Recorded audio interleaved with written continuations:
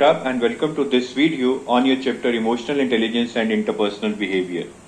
So this is going to be the agenda of this chapter. We are going to discuss about a lot of points. So let's start with introduction to emotions and moods. Now what are emotions? We all go through emotions. Sometimes we are happy, sometimes we are angry, sometimes we are worried, sometimes we are tired, right? In different emotions, we have different face expressions, we have different body language, right? So emotions are nothing but it's just the expression of our feelings, and every person goes through emotions. They are part of our life. But now one thing that you need to understand is that is the difference between the terms affect, emotions and moods. Many people tend to use these terms interchangeably. They use these terms as if they mean the same. That is wrong. Affect, emotions and moods, these are different terms, they have different meanings. Let me try to explain that. Affect is a general term that is used to describe broad range of feelings that is felt by the people. Affect can be experienced in different forms. So affect is basically a term that is used to describe any type of feeling that one is going through. Affect can be experienced in different forms. Among that, two forms are emotions and moods, and there is difference between emotions and moods. Emotions is caused by a specific event. Suppose your boss calls you to his cabin and he reprimands you for the bad work that is being done by you, though you might be putting huge effort. That will make you sad, that might make you angry. So here emotions are being caused by a specific event when your boss has reprimanded you. On the other hand, moods, the cause of mood is general and it is not something specific. Sometimes on Fridays we tend to feel happy, so it's a very general feeling on Fridays that weekend is coming and we feel happy about that. Sometimes during the time when office closing time is coming near, say it's 5:30, you start to feel happy because now it would be time to relax. The office is soon going to be closed. Similarly, some people feel sad or happy when the season changes. So in all these scenarios, the cause is general. It is not something specific. It is not being caused by some specific event. Emotions are for very brief duration. Sometimes whatever you are feeling it in the heat of the moment. You're happy, you're sad, you're angry. That is happening for a very brief duration. Whereas moods last longer. If you are in a good mood, you will be in a good mood for a longer duration of time. If you're in a bad mood, you will be in a bad mood for a longer duration of time.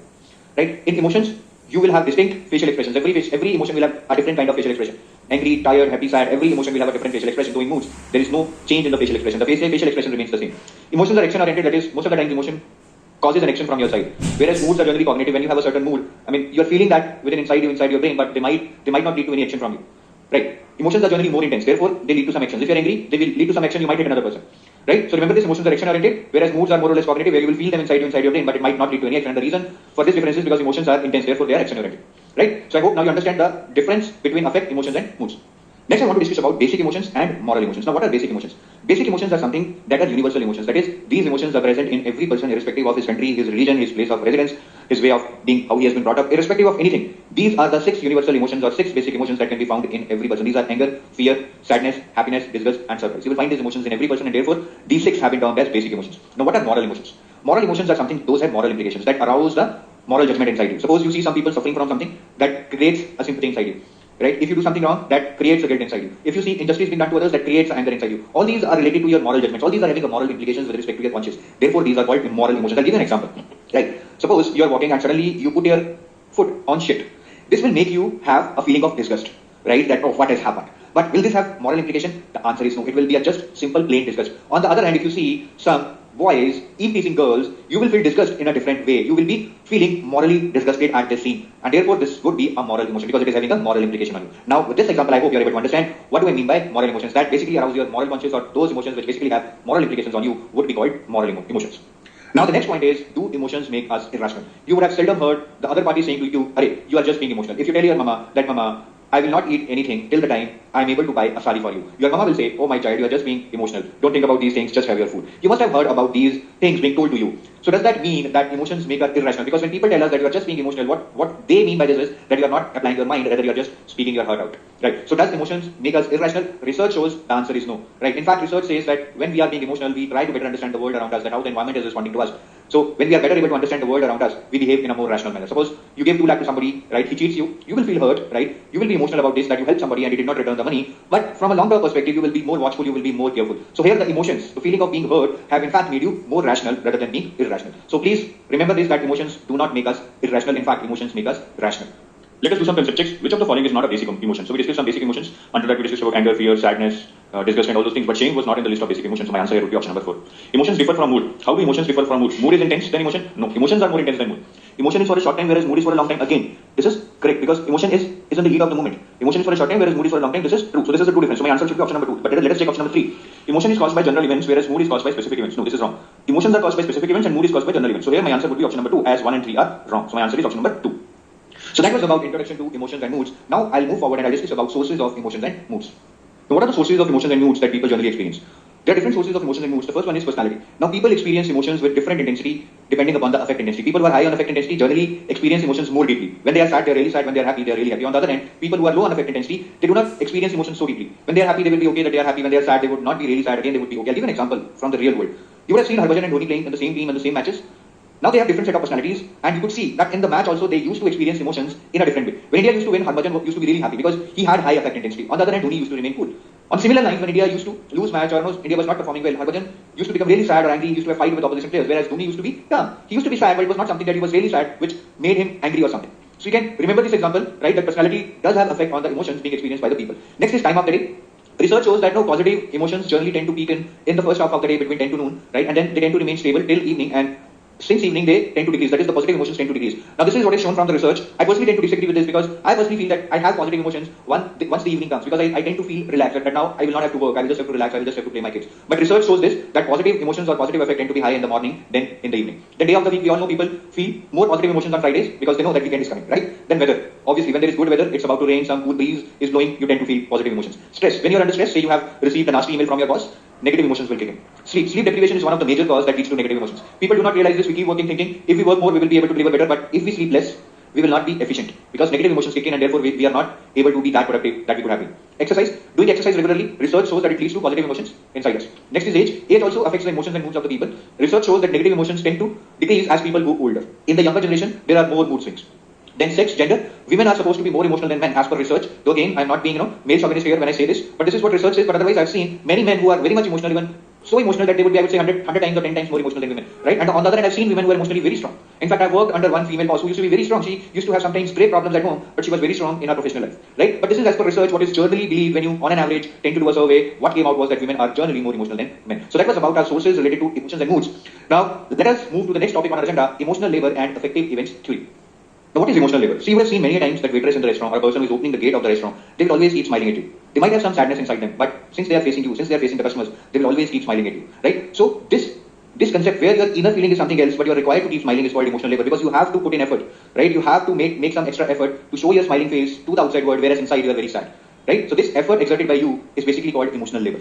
So these are the felt emotions when you are really sad inside, and these are the desired emotions by the organization where you have to show a happy face to the customer. This difference between the felt emotions and the desired emotions is basically called emotional dissonance, right? Because at outside you are appearing happy, but at inside you are very sad. So there is a lot of variation between your emotions outside and inside, and this disparity is called emotional dissonance. If emotional dissonance occurs for a long time, it will lead to burnout of the employee, it will lead to decline in the job performance, and it will lead to lower job satisfaction.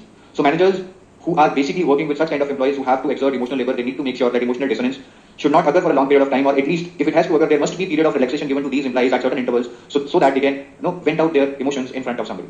So that is about emotional labor. Now, what is affective events theory? Affective events theory says that our emotions affect our job performance and hence job satisfaction.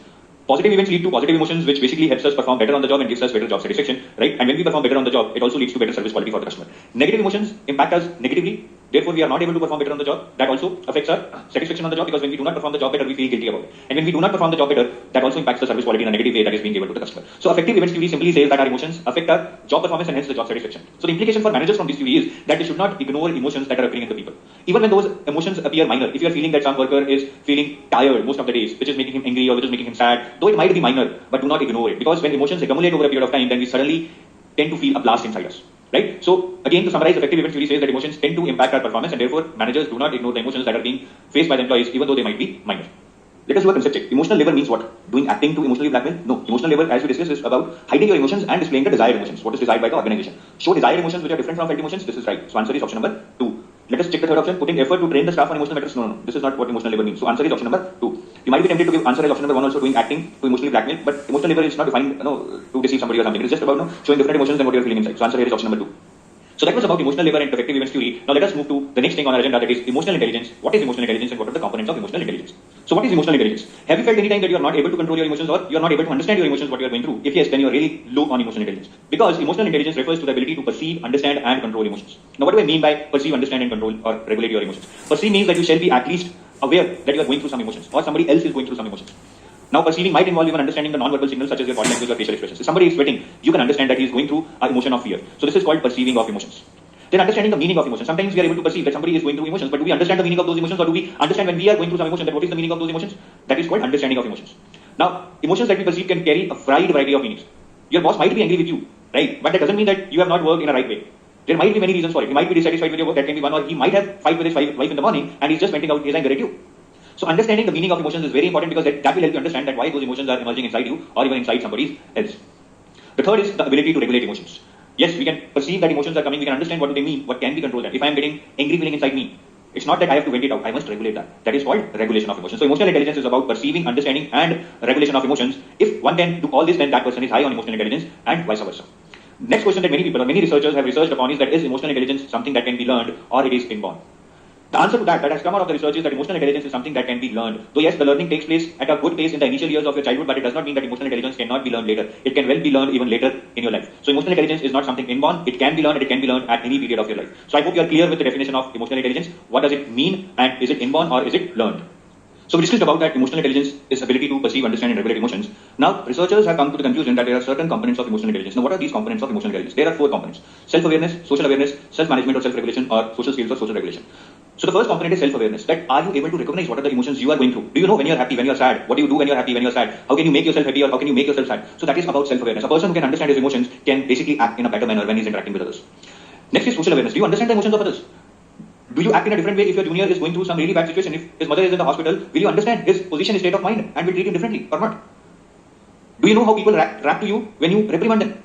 Do they react in a positive way or do they react in a negative way? As in, when you reprimand them, do they feel motivated or do they really feel that they're not able to work? That is about social awareness. That is empathy, understanding the emotions of others. If you can understand the emotions of others, if you know that how should you be behaving with them so as to motivate them, so as to show them positivity, then obviously you can make them more productive.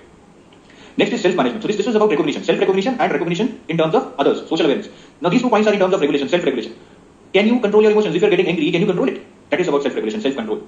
Right? And the next is social regulation. Can you influence people? If you have employees who are really sad because they are not able to meet their targets, can you inspire them? Can you motivate them to stand up again and move towards achieving their target? That is about social regulation.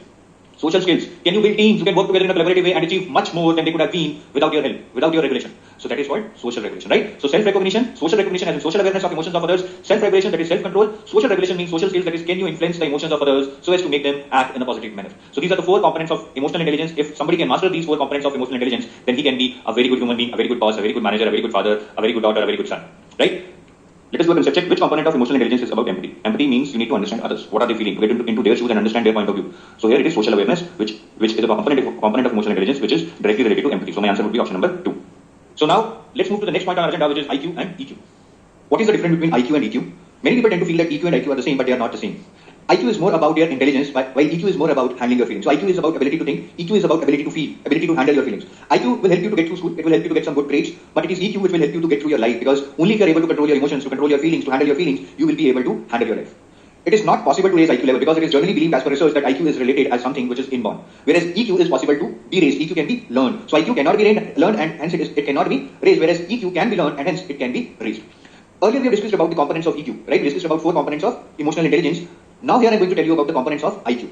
There are basically 8 types of mental intelligence that basically constitutes IQ. So what are these 8 types of mental intelligence? First one is linguistic. Linguistic intelligence basically means something who is very good at reading or writing or speaking, right?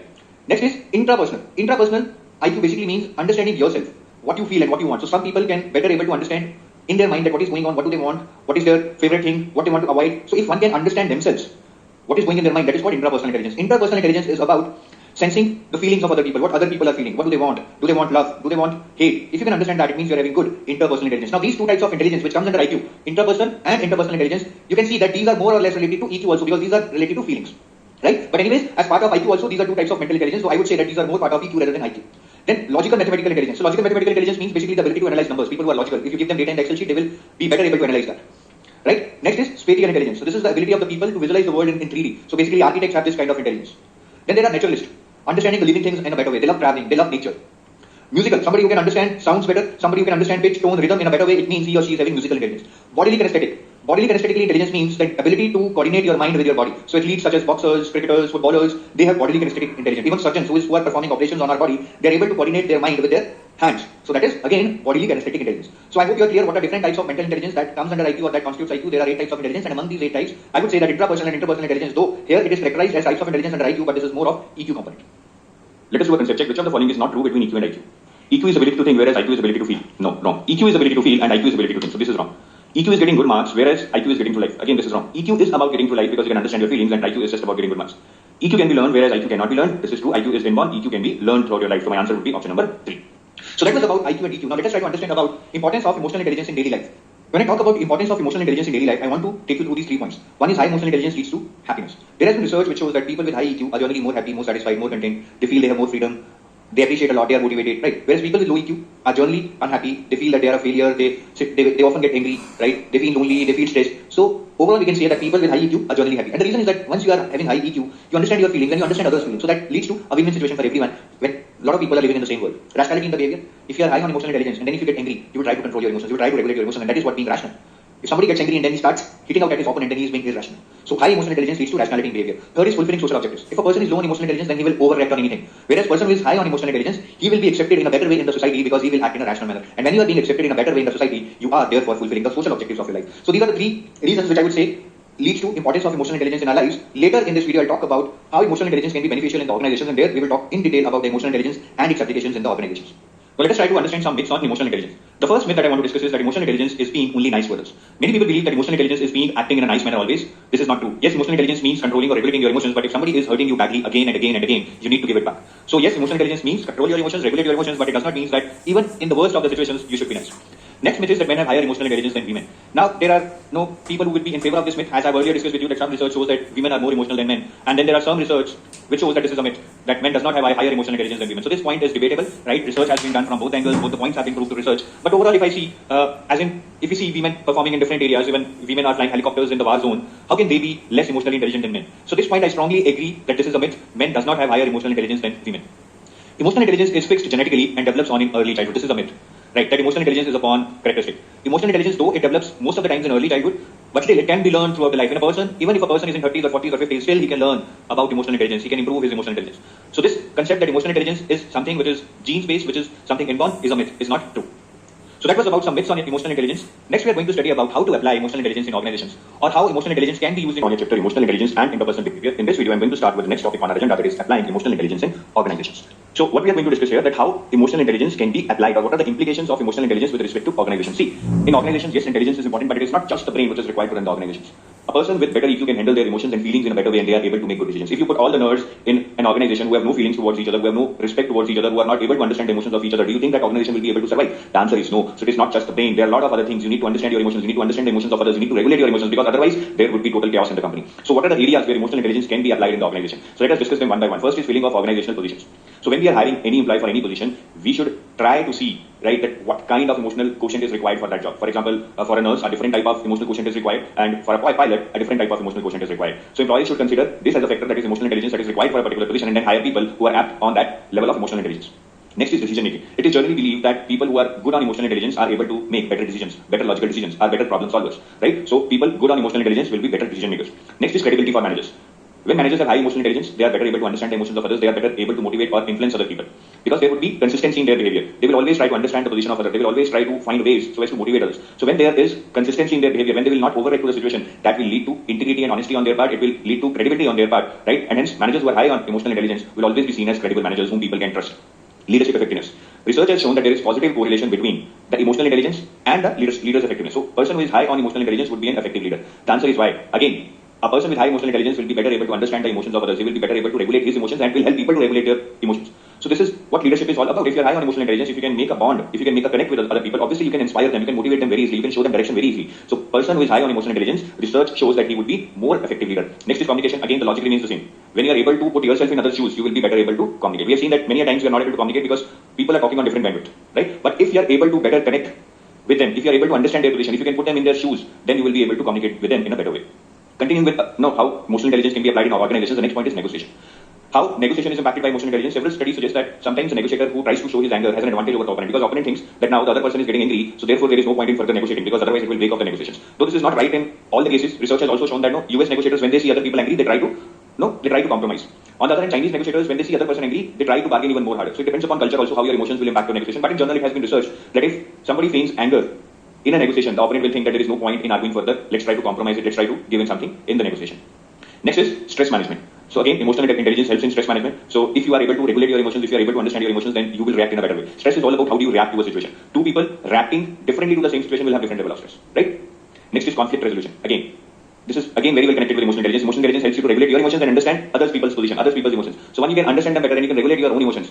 If you do not overreact to the situation, you think calmly and then take action. Obviously, it will help in conflict resolution. In fact, it will reduce conflict to a very large extent. Conflict will also get most of the time will be avoided in the organizations if people have high emotional intelligence. Creativity. People who are in good moods tend to be more creative than people in good moods. So there is no doubt that your emotions tend to impact your creativity. So organizations which want high creativity from their employees shall always promote good emotions or good moods in the organization. Motivation. Motivation is also impacted by emotions. People having positive emotions report higher expectations of being able to complete the work, and they do more as a result. So what I want to say is that people who are motivated, they will have higher self-efficacy, they will have higher belief that they will be able to complete the challenging work. And research has shown that people who are motivated and who believe that they can do challenging work are actually able to do more challenging work as compared to others. Right? So motivation, which is a big factor in organization, is also impacted by your mood, by your emotions. Let's come to the next point. Next point is customer service. This is again very important for many of the organizations who are in the service industry. The emotional state of worker influences the customer service. If your workers are happy, obviously they would be cheerful on the calls, they would be cheerful while selling things, and the emotions of your workers will catch on with the customers. That is called emotional contagion. Right? So your happy workers will make your customers feel happy. That is what emotional contagion is, that emotions do spread from one person to another. So if you have workforce who have happy emotions, good moods, it will help them do better customer service and it will bring in more repeat customers for your organization. Safety and injury at work. Again, we have seen that if people are in good mood, then their mind is totally in the work. Accidents will be avoided by that, right? So organization will become more safe. On the other hand, if workers are in bad mood, they are having bad emotions, they will not be able to give their 100% in what they are doing. Their mind would be somewhere else, though physically they would be working on the machines. In that situation, there is more probability of injury occurring at work, right? So I hope you have got the idea that how emotional intelligence is applicable in organizations, or how emotional intelligence is important for organizations in different areas that we have discussed.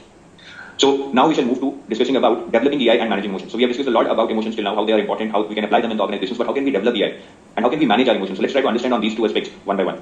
Now, how do you develop emotional intelligence in people who are working in organizations? We have discussed that emotional intelligence is applicable in most of the areas for the organization, but if your employees are lacking emotional intelligence, how do you develop that? So there is a process for that. This is a 5-step process: preparation for change, training, transfer and maintenance, and evaluation of a change. So sorry, it's not a 5-step, it's a 4-step process. So let us try to understand all these steps one by one in very brief, right? But I'll give you some examples to understand these steps better.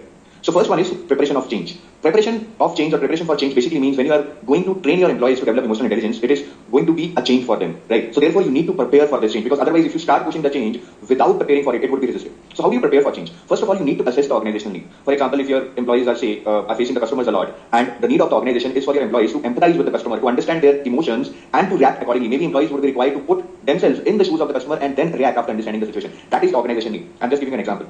Then you need to assess personal strengths and weakness. That what are the personal strengths and weakness of your people? Are your employees able to do this? Are your employees able to understand the needs of the customers, the emotions of the customer by putting them in their shoes? That you need to see. Is that your strength or is that your weakness? Right? So based upon that, you need to provide the feedback to your employees that say, hey, we need this from you. We need you to be empathetic with the customer. We need you to be putting yourself in the shoes of customers, understand their problem in detail, right? Then think what you would do in case you are at their position. Then only you should be able to give a solution. So you will give a feedback. Now, another very important point regarding feedback is that feedback should be given by somebody who has kind of charisma or who has kind of qualification for that feedback, right? It might be coming from a specialized consultant or a psychologist who will give them the feedback so that they are able to trust that person, that is the feedback which is being provided is correct and is not something which is like a global yarn.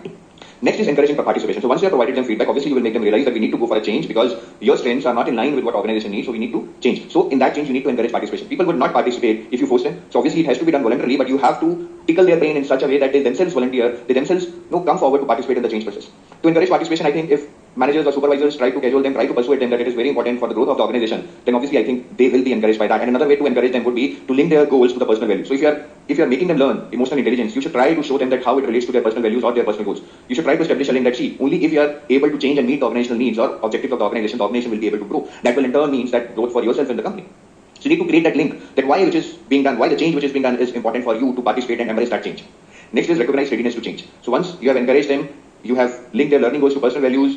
Obviously, some of them would be convinced, some of them would still resist. So before starting the training, you shall always recognize their readiness to change. If at all you feel that they are still not, say, 90% or 100% committed, you shall further try to encourage them and you shall further try to link their learning goals to the personal values. So this is about preparation for change. The next step is training. So here you actually impart them training that how can they have more emotional intelligence or the required level of emotional intelligence in line with organizational needs. So what do you do in training? First is the trainer should try to forge positive relationship with participants. If trainer is just like a teacher who is giving a lecture and is not able to establish that positive relationship, that one-to-one connect with the participants, they will never be committed to learning something. So forging that positive relationship with participant is very important so that participant feels that he is while interacting with the learner. Participants feel that it is someone their own who is teaching them. So this relationship is very, very positive.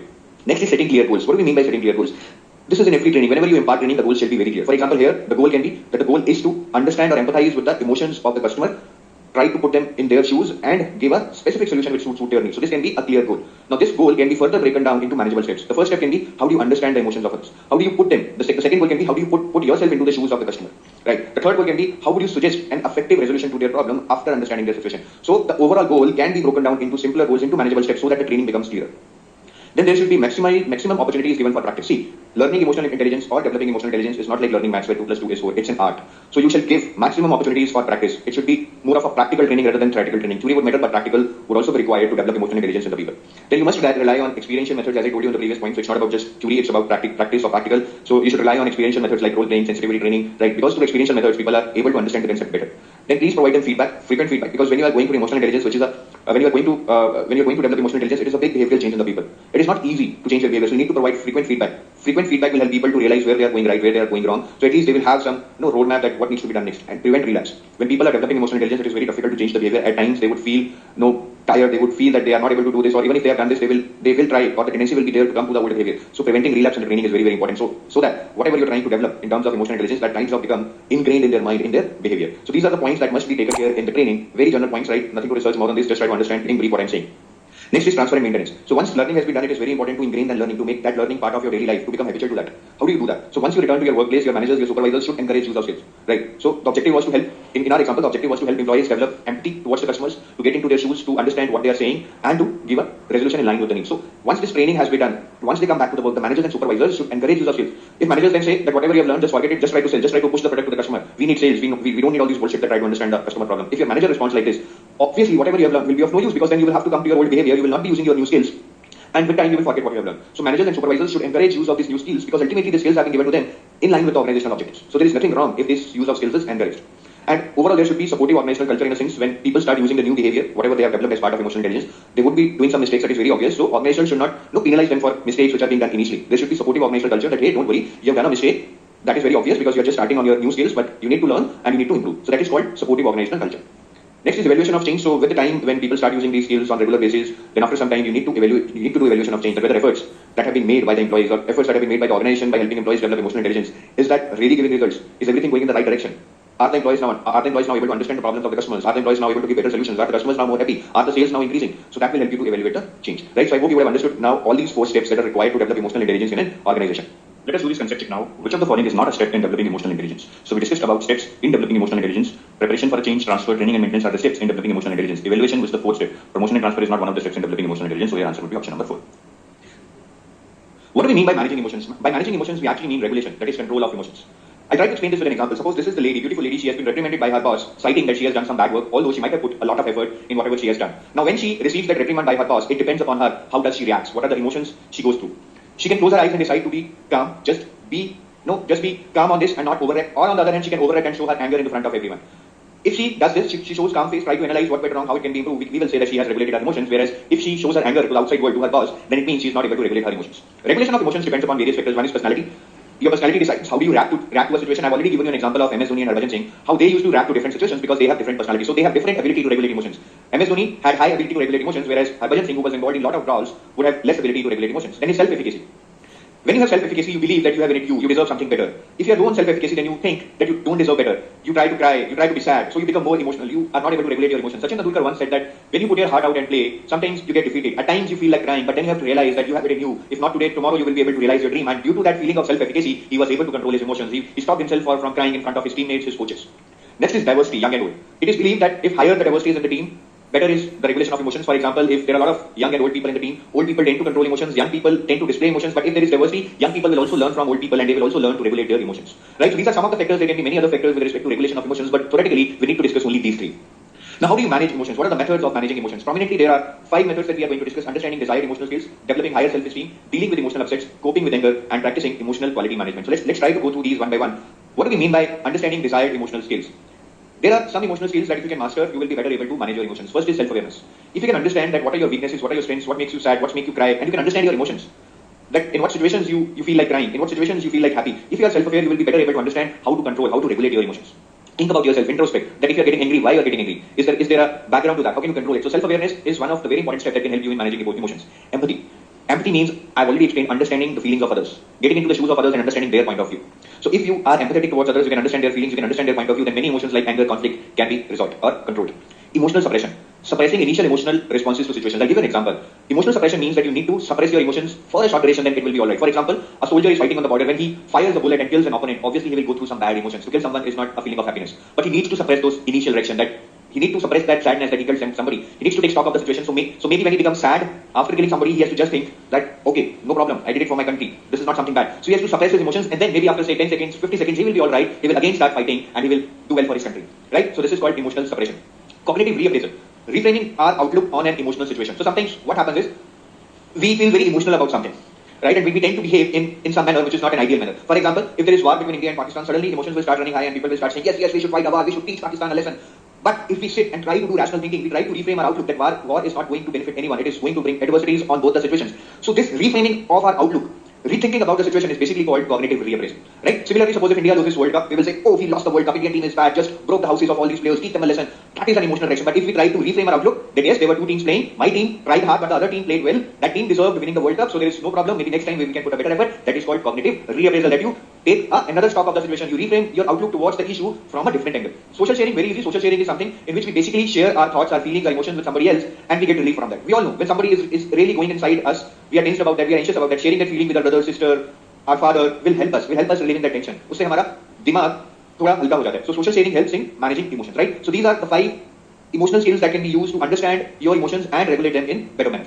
Next method to manage emotions is developing higher self-esteem. A person with higher self-esteem is better able to manage emotions because person with higher self-esteem believe that they can handle situation. Even if the going is hard, they know that they will come out of it. So they are better able to manage emotions as compared to person with low self-esteem who will feel that it is the end of the road for you. So it's similar to what I explained, that how self-efficacy can help you, higher self-efficacy can help you regulate emotions. On the same lines, higher self-esteem is better to manage emotions, meaning dealing with emotional upsets.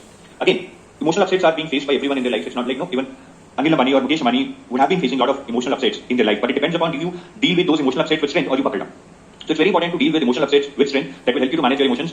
You have to believe that, no, there is opportunity in every adversity. So that will give you strength to deal with those emotional upsets. Coping with anger. Anger is one of the feelings that are gateway to help.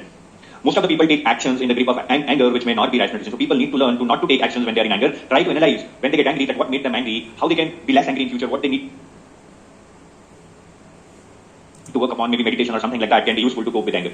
Next is practicing emotional quality management. So a lot of companies have concept of total quality management where no emphasis on improving the quality of their products or reducing the defects in their products. So for that they have closed groups in which meetings are held very frequently, so as to analyze the situations. If anybody is facing some problem, other people can suggest a solution.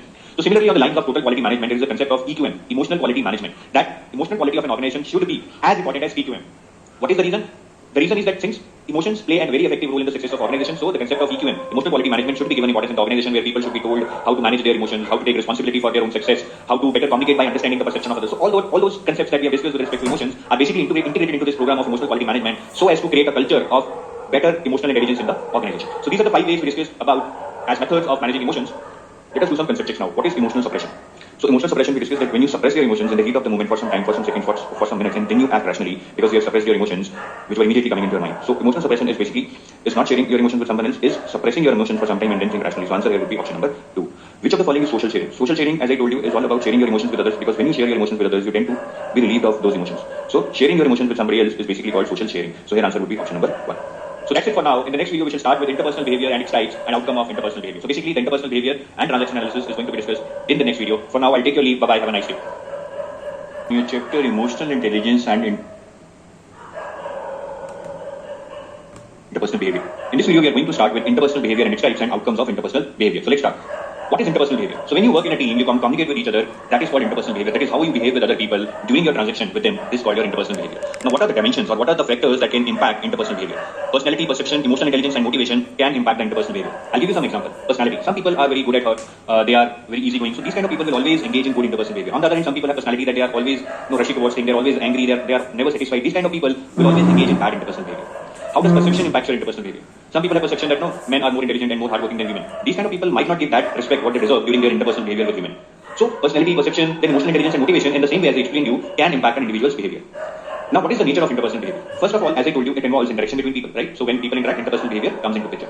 It affects the behavior of both the person simultaneously. So interpersonal behavior might be good or might be bad, but it affects the behavior of both the parties who are engaged in conversation or communication. It is goal-directed. How it is goal-directed? The way we behave with others depends upon what are our goals.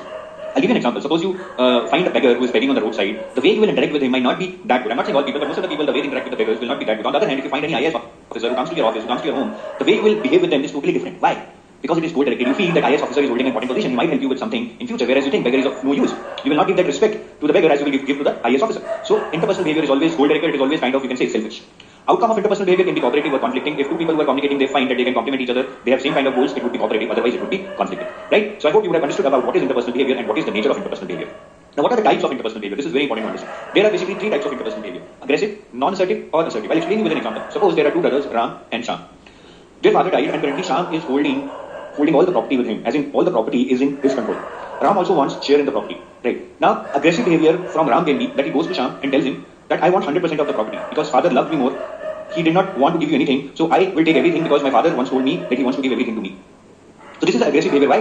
Because here you are trying to violate the right of others. Here both are sons of the same father, both should have equal right in the property, but then Ram is kind of threatening him or asking him to give him the whole of the property, so he is basically trying to be aggressive and violating the right of other person. So aggressive behavior is when you stand up for your own right. It's okay, he's asking for property, it is his right, but you also try to violate the right of others because he's trying to violate the right of Sham to have access to property because he's also the son of same father, so at least he should get 50%, but he's trying to violate his rights by asking for 100% share in the property. So this is called aggressive behavior. Non-assertive behavior. Non-assertive behavior is that type of interpersonal behavior which enables the person rights to be violated by another. Now he is kind of seeking 100% share in the property. Now if Sham does not tries to push him back. If Sham says that okay, if you want 100%, you can take 100%. What can I do? I cannot fight with you. So that would be a non-assertive behavior because he is making Ram exploit him. He is making Ram to violate his rights easily. Right? So this behavior is basically enabling Ram so that he can violate his rights very easily. Right? So here the behavior in the example I gave you, if Sham says that okay, take everything, I cannot fight with you, I do not have that stamina to fight with you, it means he is having non-assertive behavior. The third is assertive behavior. Assertive behavior is that type of interpersonal behavior in which you stand up for your rights but you do not violate the right of others. So when Ram says that give me 100%, Sham says no. How can it be? We are sons of same father. I'll also give 50% and I will give 50% to you, but I'll not give 100% to you. So here Sham is speaking something which is true. He is just being assertive. He is not violating the rights of Ram. Right? So Sham is saying that okay, you take 50%, but I'll not give 100% because 50% belongs to me. So here Sham is being assertive. He is asking for his rights, but at the same time he is not violating the rights of Ram because he is offering him 50% what he actually deserves. Right? So I hope this is clear. Aggressive is when you stand up for your rights but you violate the rights of others, as he asked for 100% share, so he's violating the rights of Sham. Non-assertive is when you give such a behavior that others can violate your rights. So if Sham says that okay, you take 100%, I cannot do anything, then he is into non-assertive behavior. Assertive behavior is if Sham says that no, I'll not give you 100%, I'll just give you 50%, then he is standing up for his own rights, but at the same time he's not violating the rights of Ram because he's still agreeing to give him 50%. I hope this is clear with this example. Keep this example in mind and you will never forget the difference between aggressive, non-assertive and assertive behavior. Now, what are the outcomes of interpersonal behavior? The outcomes of interpersonal behavior can be cooperative or conflicting. As I told you, it depends upon how that interpersonal behavior is shaping up. If Ram is asking for 100% share in the property, right, and this person refuses, says that no, I'll give you only 50%, I'll keep the other 50% because I deserve it because we are the sons of the same father, then there can be conflicting outcome of this. But if Ram tries to understand the situation that yes, what he's saying is right, Sham also deserves 50%, then that can lead to cooperative behavior. So that just depends upon how do these people behave in the interpersonal behavior, which will decide whether the outcome is cooperative or it is conflicting. So that was about interpersonal behavior, its types and outcomes of interpersonal behavior. Now we should discuss about transactional analysis and its techniques. What is transactional analysis? We discussed that in interpersonal behavior, people tend to communicate, they tend to interact with each other. This interaction is basically called social transaction. The analysis of these social transactions, that how do people interact, what are the common problems in the interaction, how can we make interactions more cooperative, more beneficial, more output oriented, that is what we study in transactional analysis. So transactional analysis is basically method of analyzing and understanding the interpersonal behavior. Right? TA was developed by Eric Berne. Later, transactional analysis was popularized by Harris and John Weber. So please remember these kind of questions can be asked. Transactional analysis was developed by Eric Berne and later this was popularized by Harris and John Weber. Right? So this was about what is transactional analysis. Now what are the techniques or what are the methods that are used in transactional analysis? So these are the methods or techniques that are used in transactional analysis: self-awareness, ego states, analysis of transactions, script analysis, psychological games, study of life positions, stroking. So we are going to study these one by one and I'm sure that you will be better able to understand that how transactional analysis helps in better understanding of interpersonal behavior once you have understood all these techniques. So let's start with self-awareness first. What is self-awareness? The meaning of this word in English itself means that how much we know about ourselves. Self-awareness is very important technique for transactional analysis because if people know about them, they know what are their weaknesses and what are their strengths and they are able to better communicate with other people. Now what is the framework for analyzing one's own self? The framework that has been described here is Johari window model that has been given by Joseph Luke and Harrington Ingham. The name of Johari window model has been taken from the first letters of Joseph, that is J-O, and Harrington, that is H-A-R-R-I. When we combine them, we get the word Johari, that is Johari window model. Now what does this Johari window model tells us about self-awareness? In Johari window model, basically we have 4 quadrants.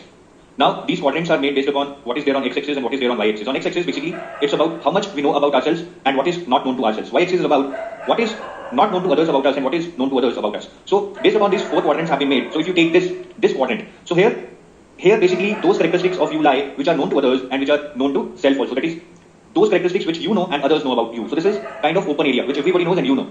In this quadrant, it is basically about the characteristics of you which are not known to you but these are known to others. It happens something, right? You tend to disagree that you are adamant, but other people will tell you that you are adamant. So that kind of behavior is not known to you, but it is known to others because they have been interacting with you. So that is called blind spot. There's something inside you which you will not agree to because you think that you don't have that characteristic inside you, but other people will tell you that you have that characteristic inside you. Right? So that is called blind spot. Next is those characteristics which are not known to others but are known to you. So there are some characteristics like suppose your weaknesses might be good food. That is known to you, but it is not known to others. So that is a hidden area. So that is the kind of weakness which you know but you do not want to expose it to the outside world. So there can be many other examples like that. Right? You know that you are not a team player. That is known to you from your experience, but it is not known to others. So when you go for an interview, you will not try to show them that you are not a good team player. So that will kind of be a hidden area for the interviewer. Right? Next is those qualities or those characteristics which are not known to you and they are not known to others. So these come in the unknown window, right? Why unknown? Because nobody knows about you, even you are not knowing about this and even others are not knowing about this. So what kind of qualities or characteristics these can be? There are some characteristics or qualities inside the person and we don't know till the moment comes that we have that quality and others do not know also about that. For example, if you are in a life-saving situation, a tiger is running behind you, you might be able to put so much effort that you might not be aware by yourself that I had so much effort inside me, I could run at such high speed. You might not be known to that because you have never experienced that in the past. So that kind of qualities which are not known to you and others also do not know that they exist inside you is called unknown. So these are the four windows which basically describe that at what level of self-awareness you are. Right? Open area, which is also called public area because everything is known to others. Private area, here only you know about yourself but others do not know about yourself, so that becomes a private area. Right? So open area, private area, that is public area and private area, then blind spot, which you know, which you do not know but others know about you, that is a blind spot. And then unknown, which you do not know and others do not know, so that is unknown, that will only come out later in your life when you experience some situation. Right? So I hope you are clear about this self-awareness thing and how this can be analyzed by using this Johari window model. Now let us try to understand the relevance of self-awareness. See, in an organization, if you belong to this quadrant, that is open area, it means you know about yourself and people also know about you. It means you are willing to share information, you are open in communication, you are not hiding something. So that will build trust, that will build credibility. That is the best area to be in. People should try to be maximum in this area, that is open area or public area. If you are in the blind spot, what happens is that you don't know what is happening inside you or how you are behaving, and that might not be liked by other party. For example, somebody is too task oriented. He always keep giving commands. He always tries to push people hard. He is not fun to work with. That you might not realize, but other people will realize who are working with you. So what happens is that this becomes a blind spot. You do not realize that no, you are very pushy, you are very demanding because you are like that. You are a workaholic person. But your employees will get to know about this, and they may not like this quality about you. Right? So blind spots needs to be analyzed. You need to know your weaknesses, which you can know from other people who are interacting with you, and you need to improve upon them. Right? So being in blind spot is not right. Again, as I told you, you will not realize what mistakes you are making. Most of your characteristics or your qualities should be open area or public area. Next is hidden area, right? Hidden area means known to self but not known to others. Again, if you try to hide some feelings, some characteristics, then you will not be able to win that trust or credibility among your juniors or among your employees.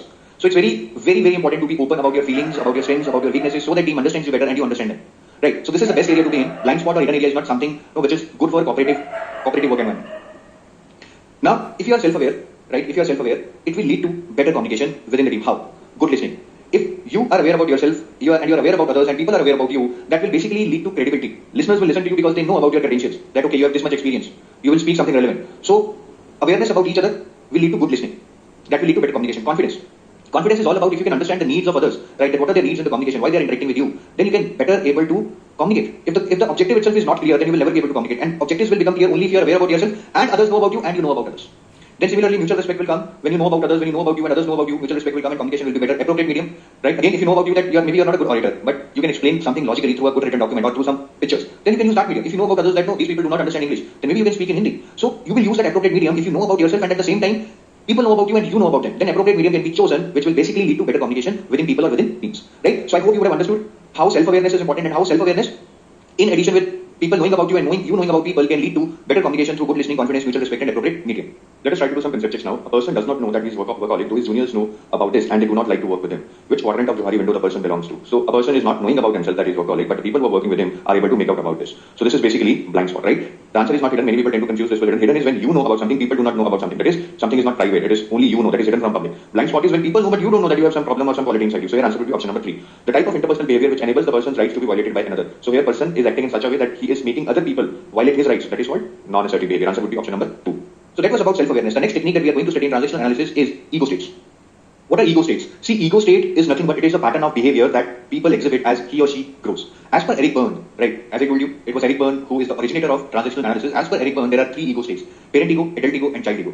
One thing I want to make clear is that these egos, all these egos can exist within a single person. There is no relation to age. Some people think that parent ego would be there inside parents and child ego would be there inside children. That is wrong. These are just named as parent, adult, and child egos because these correspond to the behavior that should be exhibited by parent, adult, or child.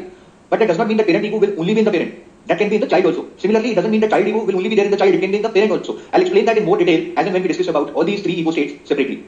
So, what is parent ego? Parent ego is something that basically exhibits the ego or the behavior that should be exhibited by the parent.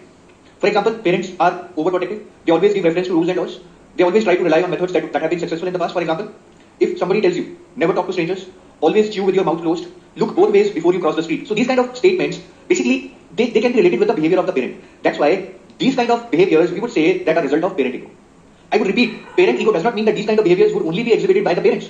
Suppose there are two children in the house, one is 10 years old, other one is 5 years old. The 10-year child tells to the 5-year child that never talk to strangers. So this behavior, when a 10-year child is pretending to be a parent or acting as a parent, though he's really not a parent, he is using his parent ego in the behavior, right? So please note this point that these egos does not mean that these egos will be there in the respective ages. No, irrespective of the age, parent ego can be inside in the child also. That depends upon the type of behavior that is being exhibited, right?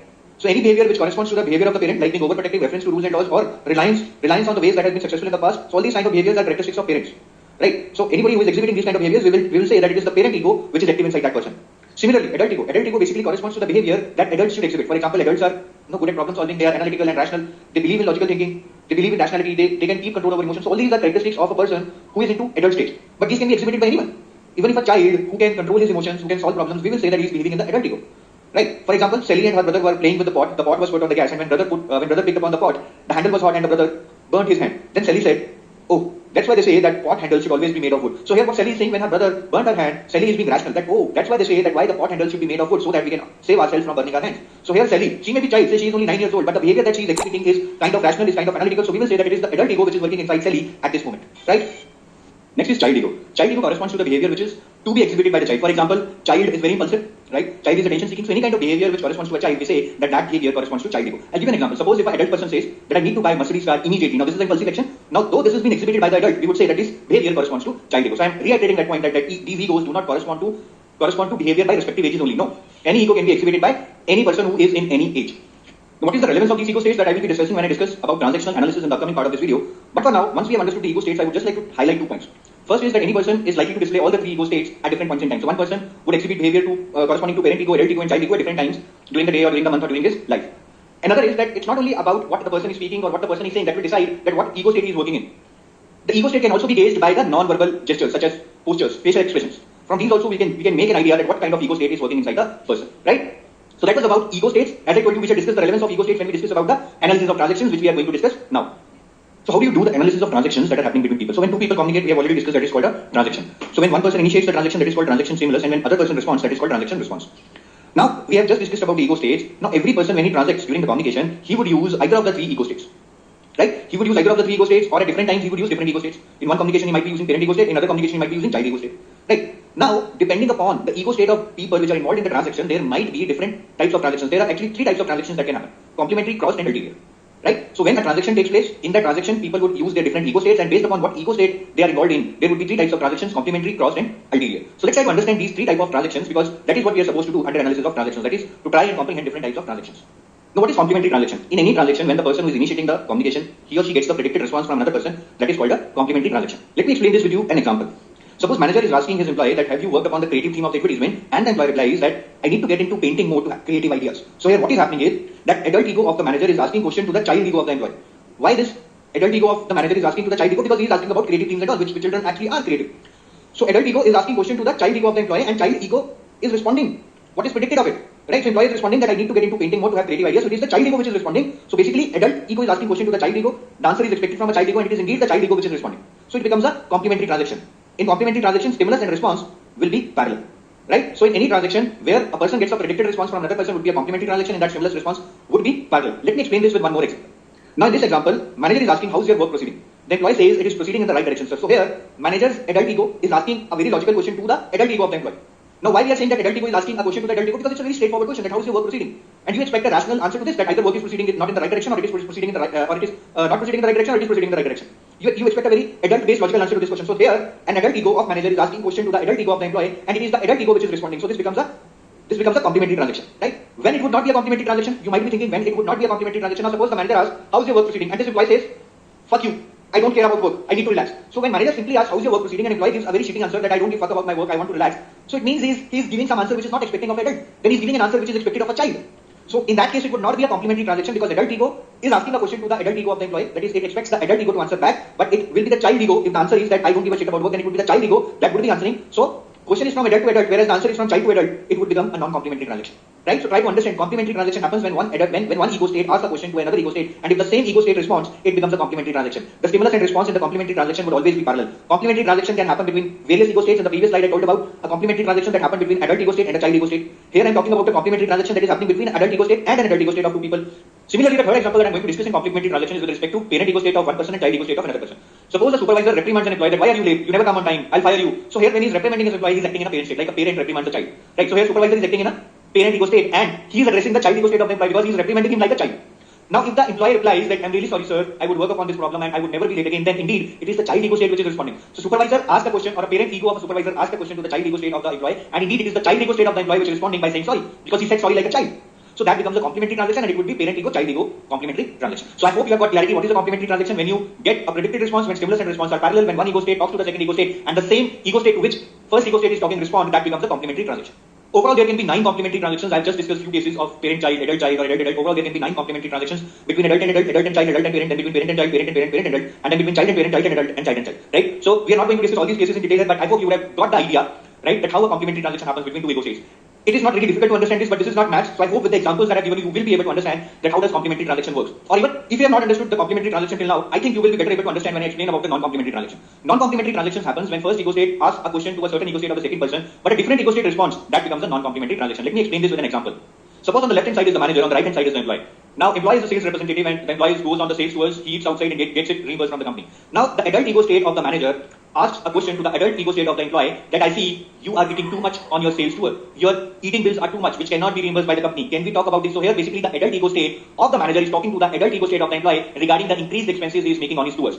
So this adult ego state of manager is expecting an answer from the adult ego state of the employee. But if the answer given by the employee is, what the fuck? Why are you checking my expenses? Then this is not the answer expected from adult ego state. This kind of answer would be given by the child ego state of an employee. So what happens is that adult ego state is asking another question to the adult ego state of another person, but the reply is being given by the child ego state of the employee to the parent ego state of the manager. So therefore you can see the stimulus is from adult to adult, whereas response is from child to parent. So that becomes a cross transaction. You can see the cross here. These lines are not parallel. These are getting crossed. So what we can see is that in cross transactions, the response from the second person is not in line with what is expected by the first person. Cross transactions are not satisfactory because they will lead to conflict. These kind of transactions are not desirable in the company. Rather, what is desired is complementary transactions, for which we have already discussed in last set of slides. So what are ulterior transactions? Ulterior transactions are the most complex transactions. Why? Because in the ulterior transactions, the message that you are getting from the second person, it is not clear what he actually means. So in complementary transaction, you get a predicted response. In non-complementary transaction, you get an opposite response, which is not desirable. But in ulterior transactions, you yourself are not clear whether the response that you are getting is predicted or it is opposite to predicted, because the response itself has double meaning. Let me explain that through an example. Suppose the employee asks to its boss, "How is my work performance, sir?" And supervisor says, "It is wonderful." Now employee might see it as something that he has appreciated his performance, though supervisor might be sarcastic here, because here the words are very few, the meaning is not clear. That is he really appreciating the performance, or he is just being sarcastic here by saying that it is wonderful, and reality he means that you are of no use, right? So these kind of transactions where the response is not clear, it has double meaning. And when it has double meaning, it means that it can belong to two different ego states. If it is really meaning that the work is being appreciated, then it would be the adult ego state of supervisor which is responding. But if the supervisor is being sarcastic, that it is wonderful, and it really means that it is the worst work I have seen, then it is not the adult ego state which is responding. Rather, it is a different ego state which is responding. Right? So in ulterior transactions, the meaning of the response itself is not clear, it is double meaning, and it is more than two ego states that might be working at the same time. And just like cross transactions that we discussed earlier, ulterior transactions are not desirable, or they are undesirable because they create confusion rather than helping in the communication. Now, what is the relevance of ego states or analyzing the transactions between the different ego states that we have just discussed? See, when we understand different ego states and when we try to analyze the transactions that are happening between different ego states, we come to the conclusion that are the transactions that are happening complementary, non-complementary, or ulterior. So basically, we will come to know that what kind of transactions are non-complementary and ulterior, that is, what transactions are undesirable in the organization. Then efforts can be made to modify the behavior, modify the attitude of the people so as to align them towards complementary transactions from non-complementary or ulterior transactions. So more the number of complementary transactions would be in the organization, better would be the communication, better would be the cooperative behavior among the employees, and better would be the teamwork, and hence better would be the output. Let us do some concepts now. A manager who is telling his employees to always inform him when he is going to lunch, and he shall return within 15 minutes, is behaving in which ego state. So here manager is giving a lot of instructions that you should tell him when you are going for lunch, and he is giving some directions or defining some rules that you shall return within 15 minutes. So he is basically acting in a parent ego state. He is acting like a parent. So your answer would be option number 1. Next is, which of the following is true regarding complementary transactions? In total there can be 9 complementary transactions. This is true. We discussed that. Stimulus and response are parallel in complementary transactions. This is again true. We discussed that, right? When response is on the expected lines, the stimulus and response become parallel. Complementary transactions are not desirable. This is wrong. Complementary transactions are in fact desirable. So my answer would be 1 and 2. That is option number 4. So that's it, guys, in this video. So basically we were discussing about different techniques or methods of transactional analysis. We have discussed about self-awareness, ego states, and analysis of transactions. We shall start from script analysis in our next video. Thanks for now. Have a nice day. Bye-bye.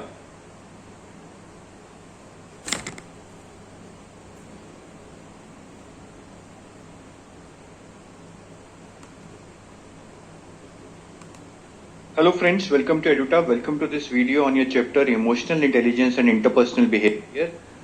Now we shall be talking about, or rather we shall be continuing with transactional analysis and its techniques. So earlier we have talked about self-awareness, ego states, and analysis of transactions. Now we shall be starting with script analysis. So what is script analysis? In layman's terms, script is the text of the play. We watch movies, we watch plays. So whatever happens, the sequence of events that is there in the plays or the movies is actually a script. Now why we are studying about script analysis under transaction analysis? The answer is that when we talk about script analysis under transaction analysis, a person's life is believed to be a play and there is a script to that play. So our life is like a play and there is a script to that play, and that script, the script of our life, is basically formed in our childhood itself. How? So there has been research done by McLeland who has shown in his research that people who basically achieve in their adulthood have heard success stories in their childhood. People who are underperformers in their adulthood have heard stories about failure in their childhood. So you can see that how the type of stories that are told to the child in their childhood, it kind of makes up their mind, it kind of details out the script in their mind, that how would they behave when they go to adulthood. So I hope you understand now what is script analysis. Script analysis is kind of text of my life that is running in my mind, and how it is impacted. It is impacted in the childhood by the kind of environment I have been brought in. A study by McLennan shows that people who perform well would have heard about success stories in their childhood, whereas people who are underperformers would have heard about the failure stories in their childhood, and therefore their script is also on those lines, and in adulthood their behavior is also on those lines. What is the relevance of script analysis? First relevance is that since script is formed by the environment you have been brought up in your childhood, so parents who are bringing up their children, they must try to share a lot of positive moments, share a lot of confidence with the child during their childhood by telling them some good success stories rather than telling them about the failure or the fears of life. Second is, if you are in adulthood and if you are an underperformer or you have some fear inside you that you will not be able to perform well, you will not be able to achieve anything, then the reason of that fear can be found out through script analysis. So the researchers, or I would say the psychologists, will try to ask you about your fears, then they will try to go in your past, and they will try to find that what happened in your past that is making you exhibit such type of behavior in your childhood. So script analysis is a method of uncovering the events in your earlier life that are making you act in some way in your present life, right? So I hope this is clear now, the relevance of script analysis. Next, we are going to discuss about study of life positions. So what is the study of life positions? This is basically done by Thomas Harris, or Thomas Harris is the originator of study of life positions, in which he says that everybody tends to form assumptions about self and about others, and these assumptions tend to become permanent in our mind. Based upon assumptions about self and others, we tend to form a life position out of these 4 life positions. First is I am okay, you are okay, that I am okay, I also do good and you also do good. I am okay, I do right things, but you are not okay, you are not doing the right things. I am not okay, you are not okay. I also do not do the right things, you also do not do the right things. I am not okay, you are okay, that I am not okay, I do not do the right things, but you do the right things. Something like that. Right. So let us try to understand these positions one by one in detail. So first, I'm going to start with I am okay, you are okay. So these kind of people have assumptions about themselves that they are right in everything they do. They understand people around them, and about others also they have assumptions that others are also good. They also behave in a good manner. So basically, these kind of people feel happy. They feel life is worth living. Managers in this position express confidence in subordinates. Since they feel that others are also okay, so managers in this life position, they can express confidence in their subordinates. They can delegate work with efficiency, and they believe in give and take. So all of this, since you feel you are okay and others are also okay, it leads to better communication and less conflict. The people who are in this life position, they basically communicate using adult ego state, and they basically expect others also to behave in adult ego state, so that it leads to adult transaction. Right? Now let's move to the second life position, which is I am okay, you are not okay. So these kind of individuals, or individuals who take this life position, they generally feel that they are okay, but others are wrong. They blame others for their failure. For example, a child would say that he is not able to do this because his parents have not taught him about this. Right? Most of the childs tend to blame parents when they are in this position, that I am okay, you are not okay. In terms of organization, managers who are in this position, who feel that they are okay but others are not okay, means they are not having confidence in their subordinates, they are not having confidence in their team. So they will not be able to delegate the work efficiently. The managers in this state will basically operate from parent ego state, where they will try to find mistakes in others, they will try to reprimand others, and it will not lead to desirable transactions. They basically feel that their workers are lazy, irresponsible, so they operate from QE X point of view, that no, you need to push your workers, they will not do work unless and until you make them work. So this is the ideology behind this life position, I am okay, you are not okay. So this is not something desirable. The most desirable life position is I am okay, you are okay, where you try to understand others and feel that they are also right in their place, which leads to better interaction between both the parties. Next life position that I am going to discuss is I am not okay, you are okay. So here people feel that they are wrong and the outside world is right. They are low on confidence, they feel powerlessness in comparison to others. Managers who are operating from this position, they feel their superiors have more knowledge, they feel that they are not the worth of this job. So they are really lack on confidence, they are not able to execute things properly because they think they do not deserve this position. They often vent out their anger on subordinates, and then they give excuse that they are doing this because they are not in a right frame of mind. So I am not okay, you are okay is again not something which is a desirable life position in life. So this should be avoided. Next is I am not okay, you are not okay. So this is the life position in which you feel that you are not okay, you are wrong, and the entire world around you is wrong. This is a desperate life position. People who are in this life position, many of them tend to commit suicide. And research has shown that the children who have been brought up by their servants and not by the parents, many of them land in this life position, that I am not okay, you are not okay. In terms of organizational context, managers who are operating in this position, they are likely to perform very badly. They are not able to take any decisions, they make stupid mistakes, and they provoke others to give them negative reactions. That is, they provoke others to go into conflict. So this kind of position is again not desired to be in an organization by the manager. So I hope you would have understood all these life positions, and as I told you earlier, this is the most desirable life position. I am okay, you are okay, where you get on happy with the life and think others also have the ability to execute things. That will give you confidence as a manager in an organization to delegate properly and to communicate properly. So what is the relevance of these study of life positions that we have just studied? So the relevance is only this, that earlier we studied about different ego states. There also we discussed that it is the adult ego state which is required in transaction in an organization. But how do we achieve that adult ego state if you are in this life position? If you feel that I am okay, you are okay, and other people also who are around you feel the same, then the transactions that will happen between the people would always be adult transactions which are desirable. So in other words, in terms of life position, I am okay, you are okay is something which is desirable life position. Other life positions are less mature, less effective. They will not lead to that kind of good communication or good cooperation or good efficient output oriented behavior as compared to I am okay, you are okay. Let's do some concept checks. Which of the following life position is termed as hopeless life position? So we studied about various life positions. The hopeless life position, in which people tend to even commit suicide, is basically I am not okay and you are not okay. So answer here is option number 4. I am okay, you are okay is aligned towards which theory of motivation? In I am okay, you are okay, you feel that others are also good. They can complete their work, they are self-motivated. You do not hesitate to delegate your work. So basically, if we try to match it with the theory of motivation, it is theory Y, where you trust your employees that they have the capability, they are self-motivated. So here answer would be option number 2. Next we are going to discuss about stoking, which is again one of the techniques under transactional analysis. What is stoking? Stoking is a recognition that is given to the person for the good work that he has done. Every person wants motivation in their life, and that he can get through stoking. That is the recognition that is given by his peers or his managers for the work he or she is doing. Though normally we talk about stroking in a positive sense, that stroking is something which is done to motivate people, but actually stroking is of two types: positive strokes and negative strokes. Positive strokes, as I told you, positive strokes are all about giving positive response to your colleagues, your juniors, that is motivating them. So any affection which is shown by a superior towards a junior will make him motivated or will make him feel okay, will be a positive stroke. It's not only the recognition by peers or supervisors that will lead to positive strokes. In fact, sometimes if the work is very much challenging and you are able to do that challenging work, it will give you a lot of satisfaction. So work performance can also act as positive stroke. It happens like sometimes you are given a very challenging work and you are not sure whether you will be able to do it, or you put a lot of effort to do it, and after doing it, you get a lot of satisfaction, you get a lot of motivation that I was able to do it. Right? So people may get strokes from completing the challenging work itself, that is from the work performance itself. Right? So that was about positive strokes. One can get positive strokes from recognition by the superiors or the colleagues, or from the challenging work itself. Next is about negative strokes. Negative strokes, on the other hand, are something which demotivates workers. So if supervisor criticize their colleagues or criticize their juniors, then it would be negative stroke. Negative stroke is not something good. Negative stroke acts as negative discouragement for the people, right? So when they receive negative strokes, they would be demotivated. They will not feel like working. They will not be able to give their best. So negative strokes are ideally not good for any company or any team or any individual. Right? Now, what is the relevance of stroking? So as we discussed, stroking is about giving recognition or motivating your teammates or your juniors.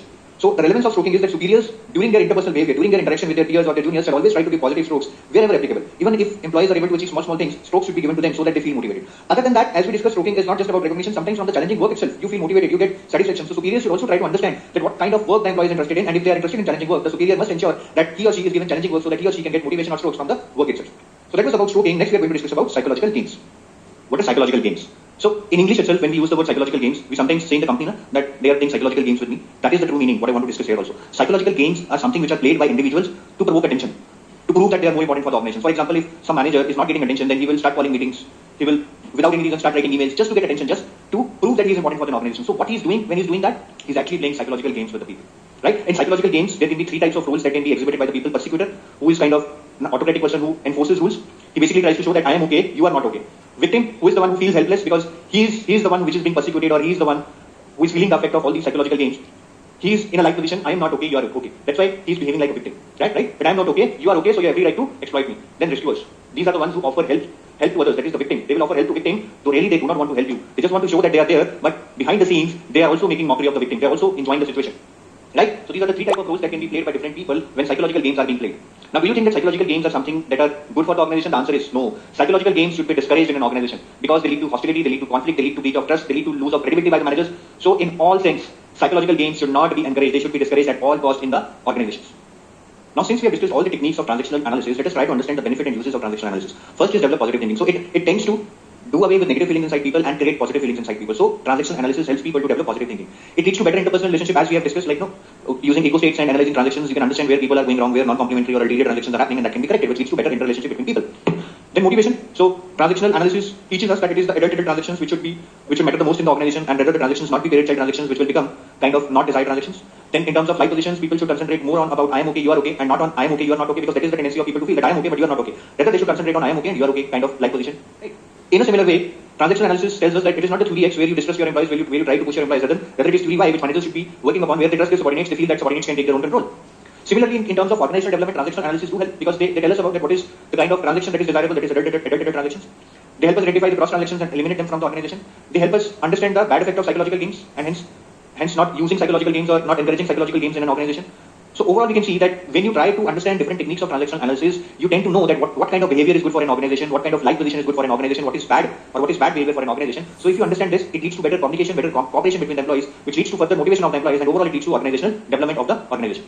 Now here in this slide, I'm going to discuss about the relationship between transactional analysis that we have just discussed and the Blake and Mountain managerial grid. I hope you remember the Blake and Mountain managerial grid that we have discussed. In Blake and Mountain managerial grid that we discussed earlier, there are two parameters. On x-axis there is concern for production and on y-axis there is concern for people. And depending upon whether manager is having high or low concern for production or high or low concern for people, a manager is categorized into these 5 leadership styles. For example, a manager who is high on concern for production and low on concern for people would be categorized as authority compliance manager. That is the manager who is kind of authoritative, is just worried about work, is not worried about people. So similarly, other management or leadership styles are also categorized here. I'll not go into detail of those because we have already discussed. What I'm going to discuss here is that how different leadership styles on Blake and Mountain managerial grid, they tend to gel with transactional analysis. The first one is authority compliance management. Authority compliance management, basically the manager who is authoritative. In terms of transactional analysis, that is a parent-child transaction because manager is using his authority like a parent and employees are behaving like child when he are working under them. Similarly, the manager who is a country club manager, right? He is the one who is fun-loving. He has a lot of concern for people, but less concern for production. So he is acting in a child ego state because he is believing in fun, not in actual task, right? So he's just concerned about whether people are okay, whether people are having fun, whether people are not having problem. So he is behaving from child ego state. Then the next one is the team manager who takes care of both production and concern for people because he lies there where there is high concern for production and high concern for people. Now this team manager who has concern for both production and people, we will call them in terms of transactional analysis, that is the managers who are working from their adult ego. They work or behave in a very rational manner, they believe in problem solving, right? And the manager who is at 9-9 position, as I told you, they act in an adult ego. And we have discussed earlier that the best working style in an organization in terms of ego state is adult transaction. So when manager is working from adult ego and is expecting others also to behave from their adult ego, it is the most suited style in terms of ego states. And we have already discussed that this is also the most suited style in terms of leadership. So there is nothing much to understand here. The only thing that you need to know is that how different leadership styles can be mapped to different ego states under transactional analysis. So that was about transactional analysis and its techniques. Now I'm going to discuss about FIRO B. What is FIRO B? FIRO B, its full form is Fundamental Interpersonal Relationship Orientation Behavior, which is given by William Schutz. Now what does this FIRO B is all about? Now William Schutz in his theory of FIRO B talks about that almost all people have similar needs. For example, if we try to analyze how all people want to feel, they want to feel significant, competent and likable. How all people have fear of being ignored, humiliated and rejected. So all people would have similar needs. Similarly, in terms of behavior, when people interact with others, they look for satisfying three types of interpersonal needs. That is, in their interpersonal behavior, they are always concerned about fulfilling these three interpersonal needs. Intuition, they want to be included in everything, in some important discussions, in some important decisions. Control, they want to take control of the maximum resources they can have, so that they have some path which they can execute and benefit from that. Openness, they all believe that they should know everything about others. There should not be anything hidden from them. So that is about openness. So all people during their interpersonal interaction, they want to be included, they want to have control over things, and they want to know everything about others. That is openness in that one. So the relevance of FIRO B in transactional analysis is that the FIRO B theory says that if we can fulfill these interpersonal needs, that will serve as motivation to the people in their daily functioning, because these are the basic needs that people want from their interpersonal behavior, and these three needs, if they can be satisfied, that will really motivate people in their daily functioning. It is easier said than done, because if you try to control, if you satisfy the need for control, you cannot satisfy for everyone. Control can only be given to few people, not to everyone. Right? So it is easier said than done, but the crux of FIRO B theory is that if we can try to satisfy these three interpersonal needs during the interpersonal interactions, then people will feel motivated, they will be able to perform better in their daily function. Let us do some concept checks now. The country club manager in managerial grade behaves in which ego state? So the country club manager in managerial grade basically believes in all fun and no work. So he's kind of behaving in child ego state, that you're just concerned about the pleasure, not about the effort. So here answer is option number 1. Positive strokes can be given by that. How you can give positive strokes? Recognizing small achievement by employees. Yes, this is one of the method. Reprimanding them in private for bad work. No. When you are reprimanding them, you are not giving them positive strokes. You are giving them negative strokes. Giving challenging work. Yes, because from work also one can get satisfaction. 1 and 3 are right. So answer would be option number 4. So thanks for now. Have a nice day. Bye bye.